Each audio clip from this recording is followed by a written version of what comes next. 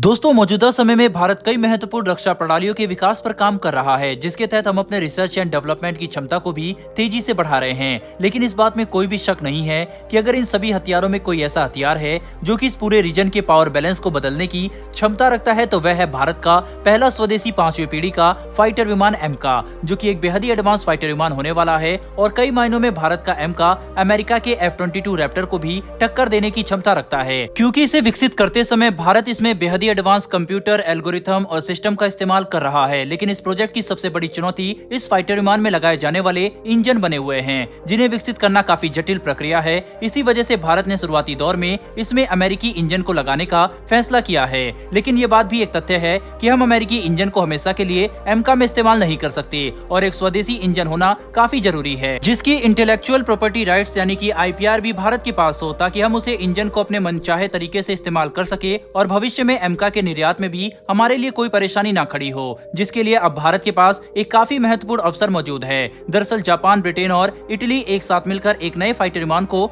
विकसित कर रहे हैं, जिसके तहत उन्होंने अपने प्रोजेक्ट को ग्लोबल कॉम्बैट एयर प्रोग्राम यानी कि GCAP नाम दिया है, जिसके तहत तैयार होने वाले लड़ाकू विमान को टेम्पेस्ट कहा जाएगा। टेम्पेस्ट एक 6ठी पीढ़ी का फाइटर विमान होने वाला है, जो कि विश्व में मौजूद सबसे शक्तिशाली फाइटर विमान होगा, क्योंकि ये 5वीं पीढ़ी से भी ज्यादा एडवांस सेंसर, कंप्यूटर और हथियारों से लैस होगा। लेकिन सबसे महत्वपूर्ण बात तो यह है कि जापान, ब्रिटेन और इटली ने एक साथ मिलकर भारत को भी इस फाइटर विमान को विकसित करने के प्रोग्राम में जुड़ने का ऑफर दिया है, जिसके तहत भारत इस प्रोग्राम में एक महत्वपूर्ण भूमिका निभाकर टेम्पेस्ट के महत्वपूर्ण टेक्नोलॉजी को हासिल कर सकता है, जिसमें इस फाइटर विमान की इंजन टेक्नोलॉजी भारत के लिए काफी फायदेमंद और महत्वपूर्ण साबित हो सकती है, क्योंकि इसका इस्तेमाल हम हमारे स्वदेशी एमका प्रोग्राम में काफी बड़े स्तर पर कर सकते हैं। वहीं पर कई रक्षा विशेषज्ञों की माने तो भारत के लिए टेम्पेस्ट प्रोग्राम के तहत मिलकर काम करना काफी अच्छा साबित हो सकता है, जो कि हमें अमेरिकी इंजन के इस्तेमाल के अलावा एक काफी अच्छा विकल्प दे रहा है, क्योंकि हम जानते हैं कि भारत एमका फाइटर विमान के शुरुआती बैच में अमेरिकी इंजन का ही इस्तेमाल करेगा, लेकिन बाद के बैच को एक स्वदेशी इंजन से अपग्रेड किया जाना है,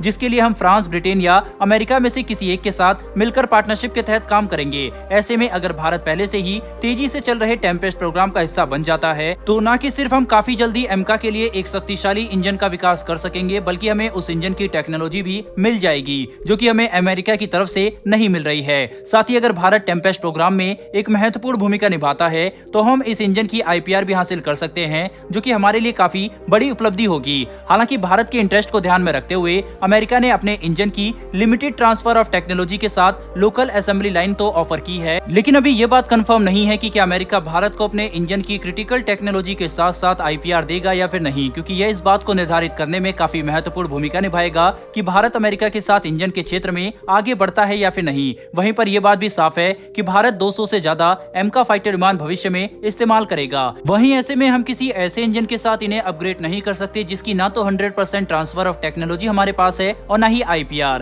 क्योंकि तब हम उस इंजन को स्वदेशी नहीं कह सकते, और अगर इंजन स्वदेशी नहीं है तो हम एमका को भी कैसे स्वदेशी कह सकते हैं, जिसकी वजह से भारत खुद स्वदेशी इंजन को लेकर काफी गंभीरता से काम कर रहा है, जिसके तहत इस बात से इनकार नहीं किया जा सकता कि टेम्पेस्ट भारत के लिए एक काफी बड़ी अपॉर्चुनिटी लेकर सामने आया है, कि अगर भारत इस प्रोग्राम में काम करता है तो हम हमारे डिफेंस इकोसिस्टम को काफी मजबूत कर सकते हैं। साथ ही हमारी प्राइवेट कंपनियां इस फाइटर विमान के सबसिस्टम और अलग अलग कंपोनेंट को मैन्युफैक्चर करने के लिए कॉन्ट्रैक्ट भी हासिल कर सकेंगे, जिससे हमारे देश की अर्थव्यवस्था में भी अच्छा खासा इजाफा देखने को मिलेगा। भारत को एमका के लिए 110 से लेकर 130 किलोन्यूटन की क्षमता वाला एक शक्तिशाली इंजन चाहिए, जिसके लिए अब हमें कोई बड़ा फैसला जल्द ही करना होगा, क्योंकि टेम्पेस्ट फाइटर विमान साल 2035 तक बनकर तैयार हो जाएगा, जो कि लगभग वही टाइमलाइन है जब भारत का एमका प्रोडक्शन के लिए तैयार होगा। मतलब हमें जल्द ही अपनी पार्टनरशिप को लेकर एक बड़ा फैसला करना होगा कि हम इस इंजन के विकास के लिए अमेरिका, फ्रांस या फिर ब्रिटेन में से किसके साथ जाना चाहेंगे। वैसे दोस्तों, आपके हिसाब से क्या भारत को एमका फाइटर विमान के इंजन को विकसित करने के लिए ब्रिटेन, जापान और इटली के टेम्पेस्ट प्रोग्राम के साथ आगे बढ़ना चाहिए या फिर फ्रांस और अमेरिका में से किसी एक को चुनना चाहिए? आप इसके बारे में क्या सोचते हैं? अपनी राय कमेंट बॉक्स में लिखकर जरूर बताइएगा। साथ ही अगर आपको ये इन्फॉर्मेशन और वीडियो पसंद आई हो तो वीडियो को लाइक करके हमारी आने वाली डेली ऐसी वीडियो के लिए चैनल को सब्सक्राइब कर बेल नोटिफिकेशन को अवश्य दबा लें। फिर मिलेंगे ऐसी एक नई वीडियो के साथ। धन्यवाद। जय हिंद।